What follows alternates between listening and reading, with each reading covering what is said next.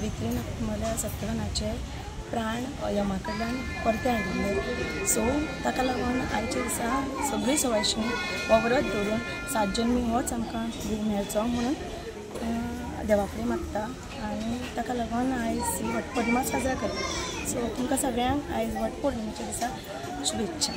नाव सांगता तुमचें? म्हजें नाव श्रेया नरेश आमोणकर।